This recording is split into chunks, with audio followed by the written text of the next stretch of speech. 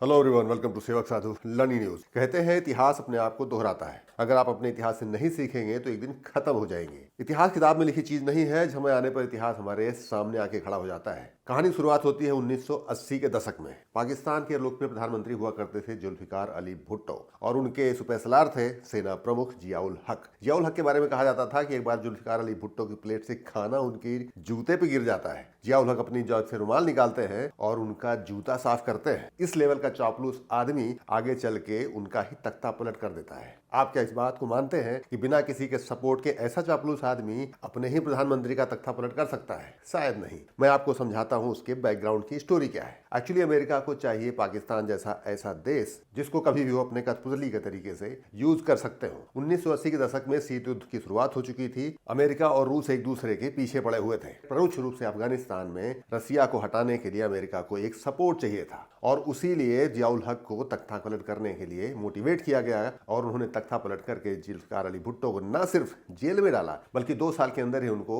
बहुत तरह के केस लगा करके फांसी की सजा दे दी। जब इनकी जीवन याचिका जियाउल हक के पास पहुंचे, जियाउल हक ने सिरे से खारिज कर दिया और बोला कि इसको जल्दी से जल्दी लटका दो, क्योंकि उसके जिंदा रहने से जो ऐसा लोगों का उनके लिए प्रेम था तो आगे चल के जियाउल हक के लिए वो खतरा हो सकते थे। अमेरिका के बारे में एक बात कही जाती है कि जब भी उसको अपना उल्लू सीधा करना होता है तब वो किसी को भी बलि का बकरा बना सकते हैं, और वही हुआ। एक और चीज मैं आपको बताता हूँ, वेस्टर्न मीडिया के साथ एक खास बात है कि वो नैरेटिव सेट करते हैं जैसा उनके लिए फिट बैठता है। उस समय वेस्टर्न मीडिया के द्वारा एक नैरेटिव गढ़ा गया कि जियाउल हक को एक सपोर्ट की जरूरत थी और उन्होंने ऑलरेडी जुल्फिकार अली भुट्टो का तख्ता पलट कर दिया था, इसलिए उन्होंने अमेरिका का सपोर्ट किया और अफगानिस्तान में रसिया के खिलाफ लड़े। जबकि ऐसा नहीं है। अमेरिका ने पहले से स्क्रिप्ट लिख रखी थी। उन्होंने पहले ही जियाउल हक को मोटिवेट किया और बिना अमेरिका के सपोर्ट के जियाउल हक जुल्फिकार अली भुट्टो के तख्ता पलट कर ही नहीं सकते थे, और हुआ भी एग्जैक्टली वैसा ही। और दुनिया को बताया गया कि जियाउल हक ने अमेरिका का सपोर्ट अफगानिस्तान में इसलिए किया क्योंकि उनको पूरे देश में सरकार बचाने के लिए किसी बड़े देश का सपोर्ट चाहिए था। मतलब नैरेटिव अपने हिसाब से गढ़े जाते हैं और इतिहास अपने हाथ से बनाया भी जाता है। और आज करीब 45 साल बाद इतिहास अपने आप को दोहरा रहा है। 2018 में पाकिस्तान में फिर एक जन नेता पैदा होता है जो लोगों के बारे में सोचता है और अपने देश को आगे ले जाने के बारे में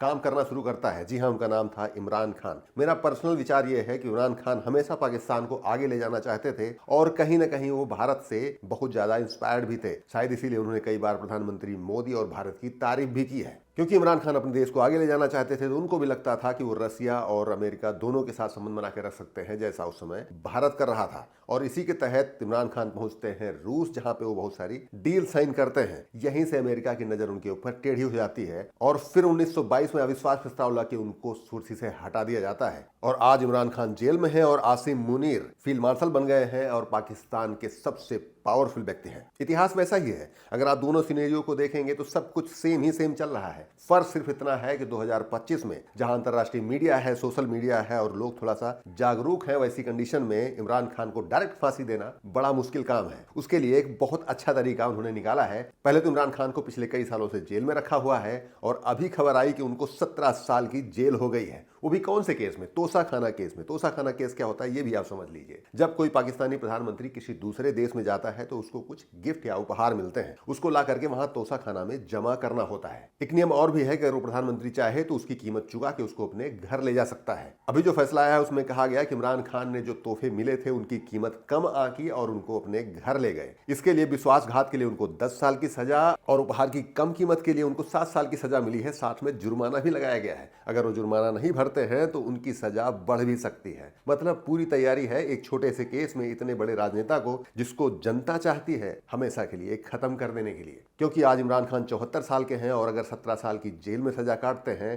तो भले ही उनको फांसी ना दी जाए लेकिन पॉलिटिकली उनका पूरी तरह से खात्मा हो जाएगा, और यही आसिम मुनीर चाहते भी हैं। शहबाज शरीफ को शायद इस बात का कुछ अंदाजा लग चुका था, शायद इसीलिए वो देश छोड़ के भाग गए थे। लेकिन चूंकि अमेरिका है वो पर्दे के पीछे से काम करता है, उन्होंने प्रेशर बनाया। शहबाज शरीफ वापस आते हैं और आसिम मुनीर को बनाते हैं फील्ड मार्शल, सारी सेनाओं के प्रमुख। और आज फिर पाकिस्तान में कठपुतली सरकार अमेरिका बनाने में सफल रहा है और अभी वो जो भी चाहेंगे, जैसा भी चाहेंगे, जिस देश के अगेंस्ट पाकिस्तान को यूज करना चाहेंगे यूज करेंगे। भारत के लिए एक चिंताजनक विषय और भी है कि वही इतिहास बांग्लादेश में दोहराया जा रहा है। मोहम्मद मोहम्मद यूनुस को शांति पुरस्कार सिर्फ इसलिए दिया गया जिससे वो वहां तख्तापलट कर सके और वो उसको करने में पूरी तरह से सफल रहे। आज बांग्लादेश में भी सीआईए पर्दे के पीछे से काम कर रहा है और वहां के लोगों को भारत के खिलाफ हड़काने में कोई कोर कसर नहीं छोड़ रहा है। अभी बांग्लादेश में एक युवा नेता की गोली मारकर हत्या कर दी गई और उसका आरोप बढ़ा गया भारत के ऊपर। अभी दूसरे नेता पे भी गोली लगी है और बांग्लादेश की यूनुस सरकार ये बता रही है लोगों को कि ये सारा काम इंडिया की वजह से हो रहा है। वो भारत के खिलाफ वहां के लोगों को भड़काने की एक साजिश है। साथ ही मोहम्मद यूनुस चाहते हैं कि आने वाले फरवरी में जो होने वाले चुनाव हैं उनको इस तरह का माहौल बना के टाला जा सके। स्थिति चिंताजनक है। हमारे प्रधानमंत्री ने भी पाकिस्तानी आवाम से कई बार डायरेक्ट संवाद करने का प्रयास किया है। पाकिस्तान हो या बांग्लादेश, दोनों देश के लोगों को यह सोचना होगा कि उनके देश पे जो राज करेगा, जो उनके द्वारा चुना गया नेता होगा या किसी दूसरे देश के द्वारा बैठाया गया कठपुतली नेता। याद रखिए, जब भी कठपुतली नेता आपके देश में बैठेगा आपके देश का विनाश होना तय है। इस एपिसोड को खत्म करने के पहले मैं आपको छोटी सी नजीर देना चाहता हूं। अगर किसी के घर को बर्बाद करना है या किसी देश को बर्बाद करना है तो उसके किसी एक आदमी को अपने पाले में ले लीजिए और उसको सबसे शक्तिशाली बनाने की पूरी कोशिश करिए। इसमें वो देश हो चाहे वो घर हो, दोनों ही बर्बाद हो जाएंगे। बाकी आप खुद समझदार हैं। अगर आपके घर में भी ऐसा हो रहा है कि आप ही के लोगों को आपके खिलाफ खड़ा किया जा रहा है तो आप सतर्क हो जाइए, उस दुश्मन का पता लगाइए और उससे सचेत रहिए। इस एपिसोड में इतना ही। वीडियो को लाइक करें, चैनल को सब्सक्राइब करें, अपने दोस्तों के साथ शेयर करना बिल्कुल ना भूलें। बहुत बहुत धन्यवाद।